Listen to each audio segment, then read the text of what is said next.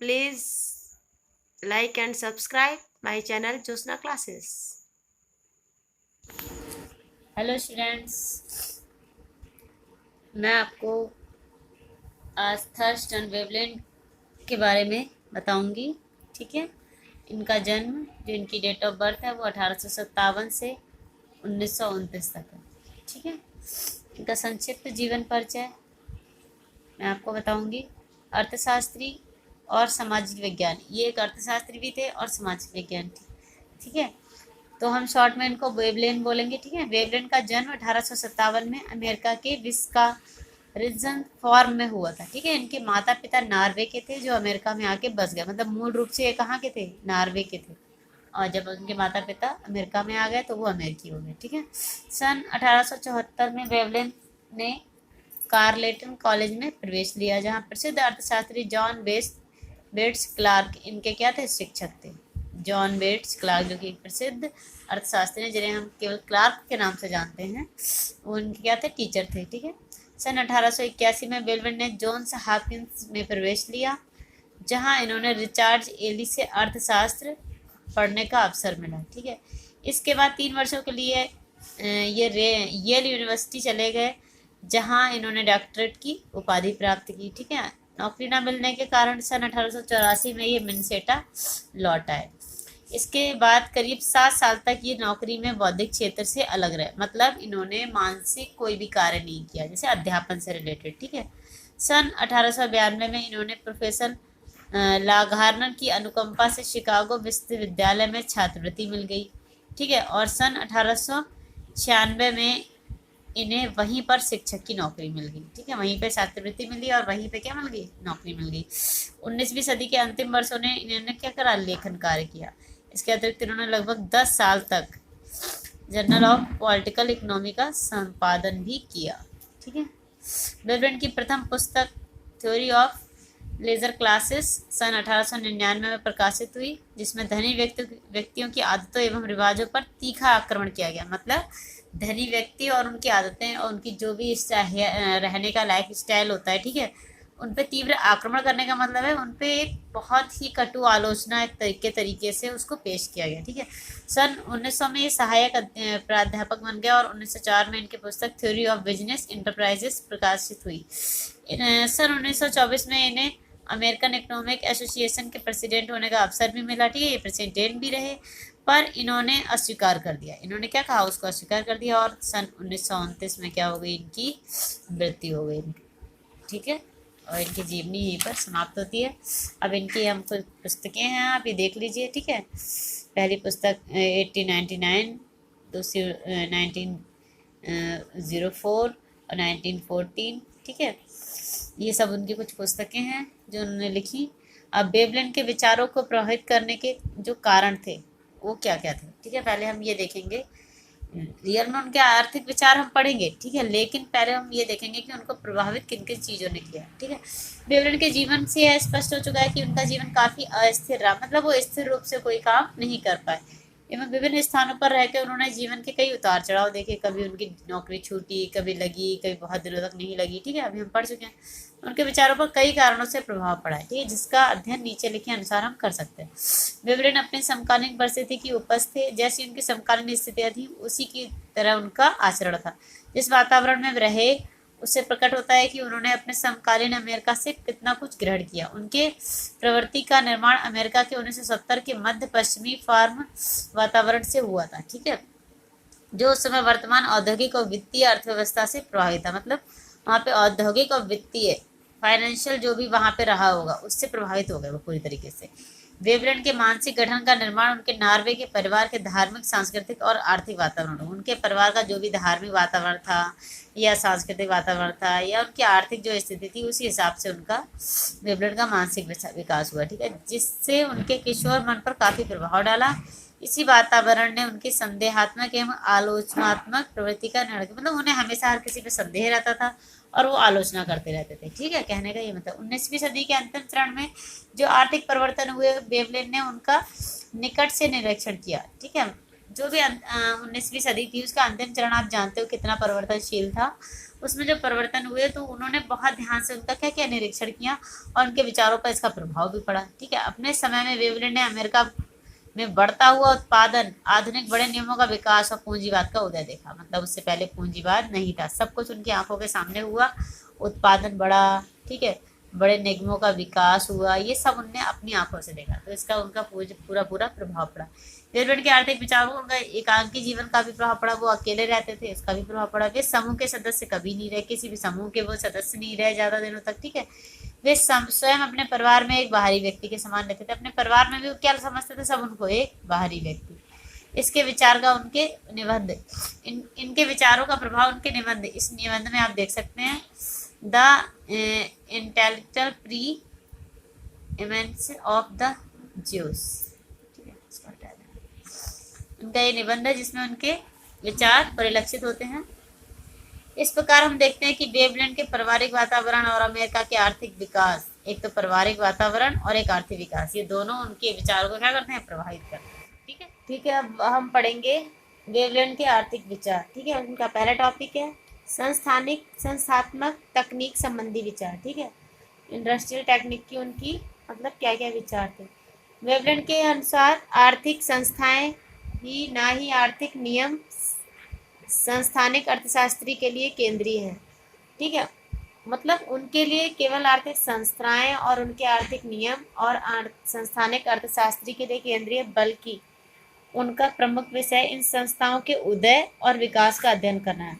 ठीक है, वो ये भी चाहते हैं कि इनका उदय हो और उनका विकास हो, डेवलपमेंट हो। ठीक है, उनका विश्वास है कि संस्थाओं में आवश्यकता अनुसार संशोधन किया जा सकता है। मतलब संस्थाएं जैसी बनाई जाए, जरूरी नहीं कि वो हमेशा वैसी रहे। उनके अनुसार संस्थाएं कार्य के वे सिद्धांत हैं जिनकी स्थिरता एवं अंतिम स्थिति के संबंध में मनुष्यों को व्यवहारिक रूप में कोई संदेह नहीं होता। मतलब अगर उनकी जो स्थिति पहले है वो हटकर नई स्थिति पर भी आ जाए तब भी मनुष्यों को कोई संदेह नहीं होता। ठीक है, कि ऐसा क्यों हुआ है, क्योंकि संस्थाओं में हमेशा कुछ ना कुछ चेंज होता रहता है। ठीक है, वेवलेट संस्थानिकवाद साधारण सामाजिक मनोविज्ञान पर आधारित है।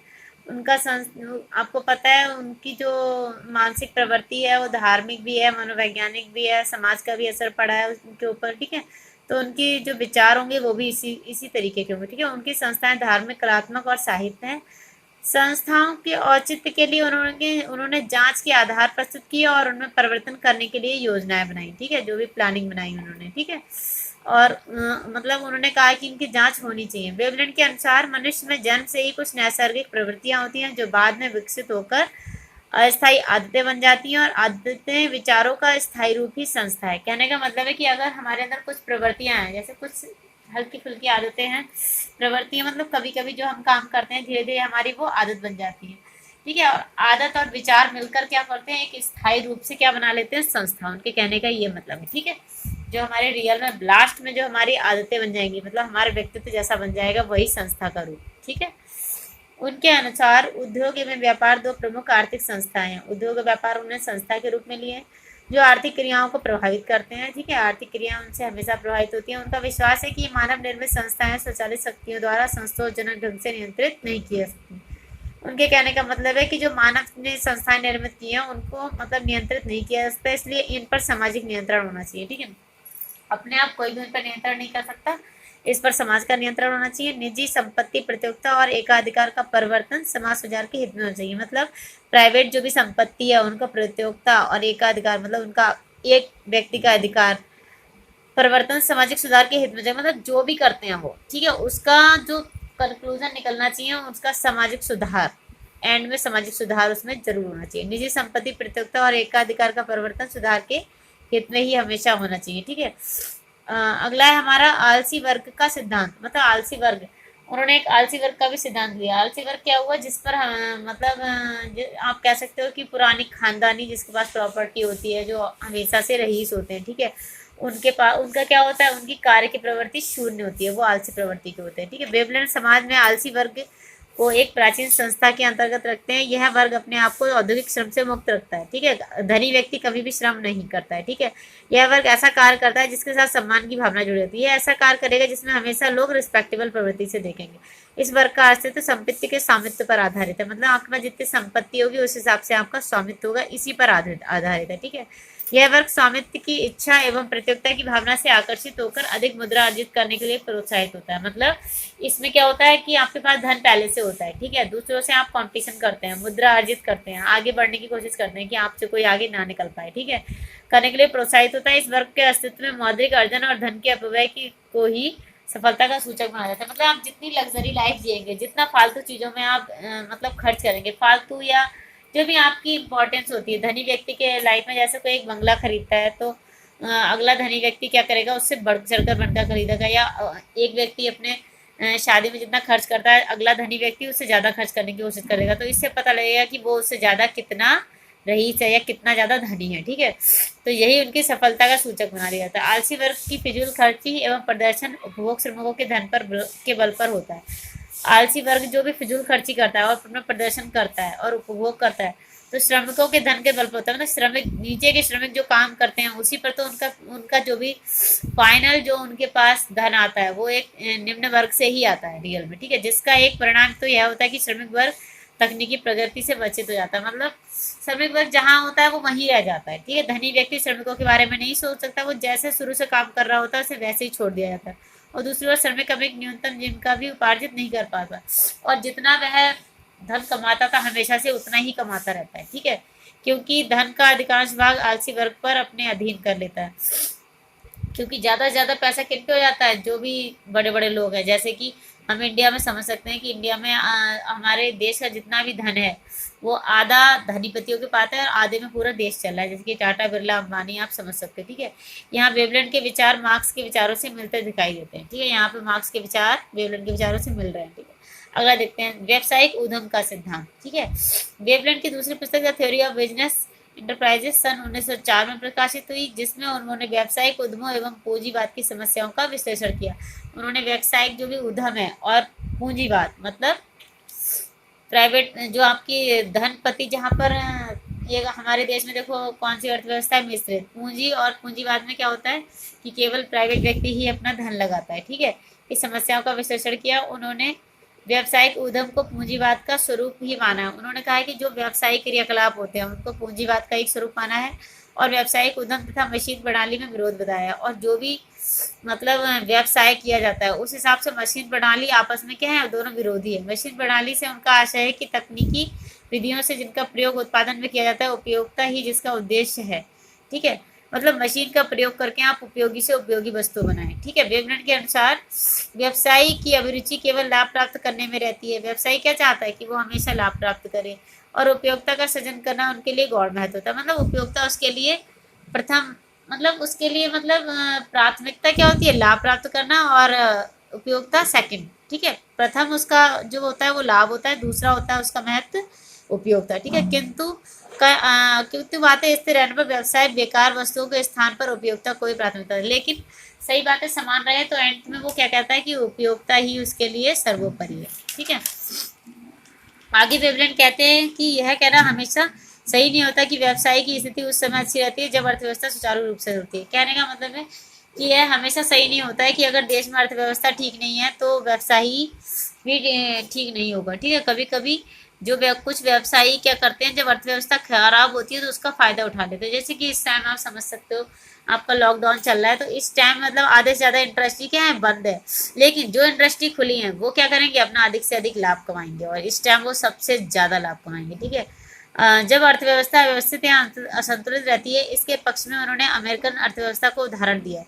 अमेरिकन अर्थव्यवस्था उजागर कैसे हुई, सबसे आगे कैसे बनी। द्वितीय विश्व युद्ध के समय आपको पता है कि सारे के सारे देश अपनी सारा धन जो था वो व्यय कर चुके थे, तो आर्थिक सहायता किसने दी, हर देश को आर्थिक सहायता अमेरिका ने दी, और उसके बाद वह एक उत्कृष्ट आर्थिक इकाई के रूप में विश्व के समक्ष प्रतिष्ठित हुआ। उससे पहले अमेरिका का इतना बड़ा जो वजूद था वो नहीं था, ये आप हिस्ट्री में, वर्ल्ड हिस्ट्री में पढ़ोगे, ठीक है।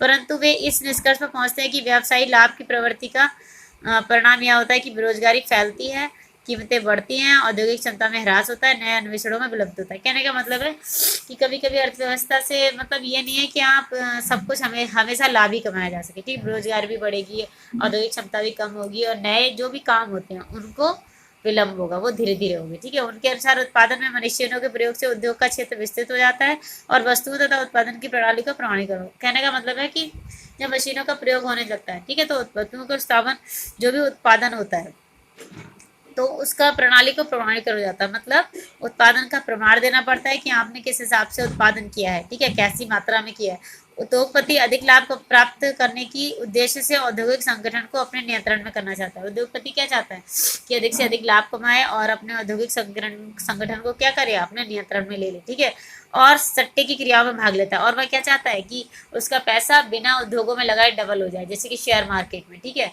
उसमें आपको कोई औद्योगिक मतलब वहां पे केवल पैसा डबल ऐसे कामों में लगाएगा वो जहाँ पैसा लगाए और पैसा डबल हो जाए, ठीक है।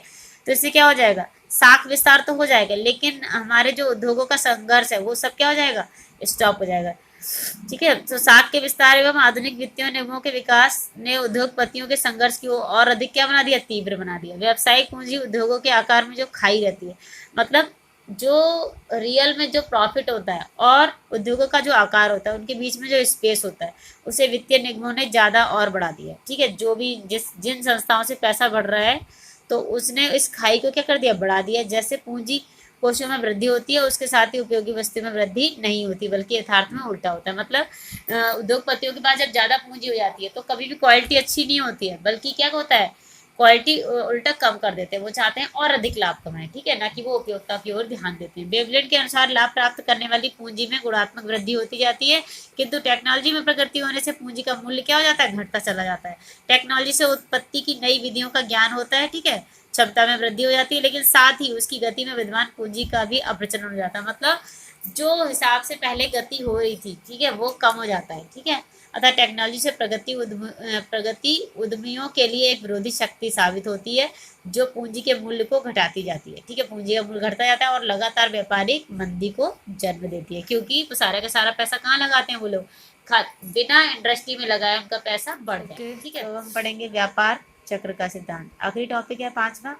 वेबले ने अपनी पुस्तक the theory of business enterprises के अध्ययन में the theory of modern welfare के में व्यापार चक्र का क्या किया है, वर्णन किया है। ये आपको मैं अभी पढ़ा चुकी हूँ, व्यापार चक्र, ठीक है। उनके अनुसार व्यापार चक्र व्यावसायिक उद्यम का ही परिणाम है। इनका मुख्य कारण आधुनिक आर्थिक जीवन के व्यावसायिक संगठन में निहित है, ठीक है, जिसमें भीषण उच्चावचन होते हैं। उच्चावचन का मतलब कभी अप्स कभी डाउन होते रहते हैं, क्योंकि उद्योग का प्रबंध व्यावसायिक आधार कीमत और लाभ प्राप्ति की इच्छा पर किया जाता है, ठीक है। उद्योग का प्रबंध कैसे किया जाता है, व्यावसायिक आधार कीमत और लाभ प्राप्ति की जो इच्छा होती है, ठीक है। इस व्यावसायिक प्रणाली में उच्चावचन होना एक सामान्य घटना, उच्चावचन मतलब अप एंड डाउन होना एक समान घटना है और एक समान प्रणाली के ही विभिन्न पक्ष हैं, ठीक है। व्यवसायी इस आधार पर ऋण लेते हैं, ठीक है, कि उन्हें लाभ और अन्य विशेष प्राप्तियां हो सके, ठीक है। इसी हिसाब से वो ऋण लेते हैं। ऋण का मतलब उधार लेना, ठीक है। ऋण लेने के कारण कीमतें क्या हो जाती हैं, बढ़ जाती हैं। जब वो ऋण लेके कोई चीज़ का उत्पादन करेंगे तो वो उसका ऋण का भी सोच के ही कीमतें निर्धारित करेंगे, ठीक है, क्योंकि साख का प्रसार होता है, साथ ही जिन प्रतिभूतियों के आधार पर वे ऋण लेते हैं उनका मूल्य भी बढ़ जाता है। मतलब जिस हिसाब से वह मूल्य लेते हैं, जिनका उदाहरण देके कि हमारे पास ये चीज़ है, उनका भी मूल्य बढ़ जाता है धीरे धीरे। अब उतने ही व्यवसाय को संपन्न करने के लिए उन्हें और अधिक ऋण लेना पड़ता है, मतलब पहले करने के ऋण लेते हैं फिर व्यवसाय को आगे बढ़ाने के ऋण लेते हैं और इसी प्रकार से महंगाई बढ़ जाती है। अब साख के ढांचे को बनाए रखने के लिए जिस लाभ को लगातार मिलते रहने की आशा होती है, मतलब हमें पता लग गया कि लगातार उस व्यवसाय में लाभ मिल रहा है, उसके संबंध में आशंका और स्थिरता फैल जाती है। मतलब लोग क्या कर देते हैं, वहीं पे स्थिर हो जाते हैं। यह बिंदु कब आता है, वेबले ने इस चीज को स्पष्ट नहीं किया है, ठीक है। उनके अनुसार शायद इसका कारण यह होता है कि व्यवसायियों के एक समूह को लाभ कम मिलने लगता है, ठीक है, और उन्हें अधिक ऋण लेना पड़ता है। जब लाभ कम होगा तो वो अधिक से अधिक ऋण लेके क्या सोचेंगे, हमारा लाभ और बढ़ जाए, ठीक है। परिणाम स्वरूप छोटे छोटे उद्यमियों को बड़े बड़े उद्योगपतियों द्वारा समाप्त कर दिया जाता है। मतलब जो छोटे छोटे उद्यमी होते हैं इतना ऋण ले लेते हैं, इतना ऋण लेते हैं कि एंड में जाके जिससे वो ऋण लेते हैं वो उस कंपनी का क्या कर लेते हैं, अधिग्रहण कर लेते हैं। यही से मंदी की स्थिति क्या हो जाती है, शुरू हो जाती है। जो उस समय तक चलती रहती है जब तक कि पूंजी और लाभ में समायोजन नहीं हो जाता, मतलब लाभ अधिक से अधिक कमाया नहीं जा सकता, ठीक है। तब तक वेवलैंड के व्यापार चक्र संबंधी विचारों का अध्ययन करने से यह पता चलता है कि प्रारंभ में उन्होंने प्रोफेसर कोकर के व्यापार चक्र के न्यूनोपभोग संबंधी विचार का विरोध किया था, परंतु बाद में इसी सिद्धांत का समर्थन किया। अर्थात उन्होंने यह स्वीकार किया कि मंदी की स्थिति उपभोग के कारण उपस्थित होती है। इस संदर्भ में वे माल्थस, लागडेरल और हाफसन के समर्थक प्रतीक होते हैं, ठीक है। अब हम देख लेते हैं वेवलेन और मार्क्स के विचारों की तुलना, ठीक है। तो मैं ज़्यादा ना बता के आपको कुछ टॉपिक बताऊंगी जिससे आपको समानता और असमानता की बात पता लग जाएगी, ठीक है। वेवलेन और मार्क्स के कुछ हद तक विचारों में समानता दिखाई देती है, लेकिन उसमें असमानता भी दिखाई देती है। तो अग्रलिखित हम क्या पढ़ लेंगे, समानताएं पढ़ लेंगे। नंबर 1 देखिए क्या है, वेवलेन और मार्क्स दोनों ही पूंजीवाद को समाप्त करना चाहते थे, ठीक है। आपने पढ़ा है वेवलेन भी और मार्क्स भी। दोनों ने प्रतिष्ठित अर्थशास्त्रियों की क्या है की आलोचना की। जितने भी प्रतिष्ठित अर्थशास्त्री थे उनको वो बेकार ही लगते थे, ठीक है। मार्क्स के समान वेवलेन भी परिवर्तन और गति पर बल दिया, मतलब उनके साथ परिवर्तन होना चाहिए और उसी से गति होती है, ठीक है। उन्हें दोनों का यही सोचना है। मार्क्स के समान वेवलेन ने भी दो विरोधी शक्तियों के संघर्ष के आधार पर अपनी प्रणाली का निर्माण किया, मतलब उन्होंने हमेशा एक निम्न वर्ग और उच्च वर्ग या दो लोगों में कंपटीशन के हिसाब से ही सारे के सारे नियम लागू किए, ठीक है। ये तो थी उनकी समानताएं। अब हम इनकी असमानताएं पढ़ लेते हैं, ठीक है। यद्यपि दोनों पूंजीवाद की समाप्ति चाहते थे, परंतु इसके कारण और परिणाम दोनों के लिए अलग अलग थे। मतलब दोनों चाहते तो थे कि पूंजीवाद समाप्त हो जाए, लेकिन वेवलेन के कारण अलग थे और मार्क्स के कारण अलग थे, ठीक है। व्यापार चक्र के संबंध में भी दोनों के मतभेद हैं, ठीक है। दोनों आपस में मैच नहीं करते व्यापार चक्र के संबंध में, ठीक है। मार्क्स के अनुसार विकास की प्रक्रिया पूंजीवाद को समाप्त कर देगी और उत्पत्ति के साधनों पर श्रमिकों का स्वामित्व हो जाएगा, ठीक है। मार्क्स ने ये कहा था कि पूंजी की जो विकास चल रहा है उससे पूंजीवाद समाप्त हो जाएगा और उत्पत्ति के जो भी साधन होंगे उन पर किनका स्वामित्व हो जाएगा, श्रमिकों का, ठीक है। किंतु वेवलेन कहते हैं कि मार्क्स की योजना इसलिए लागू होने के योग्य नहीं है क्योंकि उसने डार्विन के सिद्धांत की आलोचना की, अवहेलना कर दी है, ठीक है।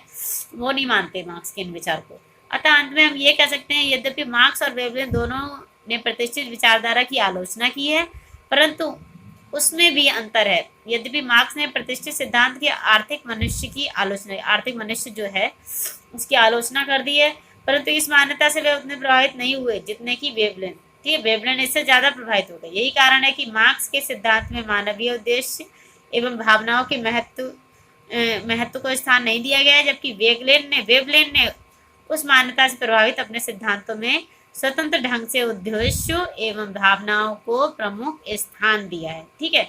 और यहीं पर इनके विचार समाप्त होते हैं, ठीक है। Thank you.